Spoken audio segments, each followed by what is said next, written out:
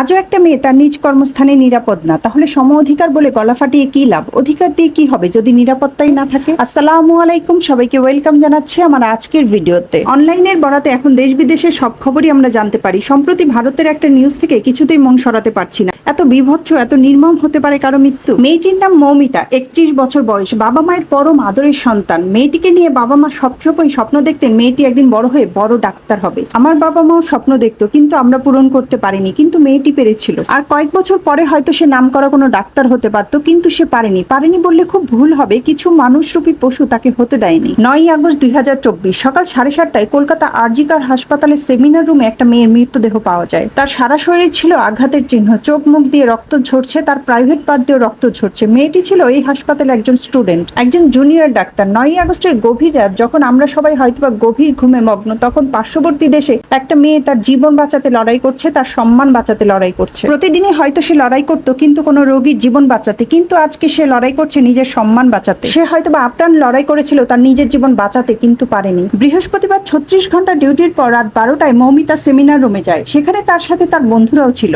এই সময় তারা অনলাইনে খাবার অর্ডার করে তারা খাওয়া দাওয়া করে। এরপর বেশ কিছুক্ষণ তারা সেখানে আড্ডা দেয়। এরপর রাত 3টার দিকে সে ঘুমিয়ে পড়ে। এর পরের দিন সকাল 7টার দিকে একটা নীল ম্যাট্রেসের উপর তার মৃতদেহ পাওয়া যায়। তার ময়নাতদন্তে যে লোমহর্ষক বর্ণনা উঠে আসে তা বলতেও গলা ধরে আসে। একটা ঘুমন্ত মেয়ে তার নিজ কর্মস্থলে, যেখানে স্বপ্নের বুনন শুরু, সেখানেই আজ সব সমাপ্তি হয়ে গেল। তার কি দোষ ছিল? তার বুঝি একটাই দোষ ছিল, সে মেয়ে। যে পশু মেয়েটির শরীরে অগণতিবার কামড়ে দাগ বানিয়েছে, সে বোঝেনি মেয়েটা কতটা মেধাবী, কতটা পরিশ্রম করে সে জীবনের এতটা পথ এসেছে। কতজনের স্বপ্ন ছিল তাকে নিয়ে, কতজনের আদর ভালোবাসার মানুষ ছিল সে। হয়তোবা জীবনের কতটা স্বার্থ বিসর্জন দিয়েছে এতটা আসতে। কর্মক্ষেত্র হচ্ছে একটা মানুষের দ্বিতীয় ঘর, যেখানে সে তার নিজের ঘরের থেকে বেশি সময় কাটায়। সেই জায়গাটাই যদি নিরাপদ না হয়, তাহলে ছেলে মেয়ের সমান অধিকার স্লোগানের কোনো দরকার নাই। একটা মেয়ে তার কর্মক্ষেত্রে ঘুমন্ত অবস্থায় নিরাপদ থাকে না, সেখানে কিসের সম অধিকার যেখানে নিরাপত্তাই নাই? তাই আজকে থেকে মেয়েরা নিরাপত্তার জন্য স্লোগান দেবে, কারণ অধিকার তারা নিজের যোগ্যতায় ঠিকই করে নিবে। বিশ্ব এগিয়ে যাচ্ছে, পরিবর্তন হচ্ছে সমাজ কাঠামো, পরিবর্তনের হাওয়া লাগছে মানুষের জীবনযাত্রায়।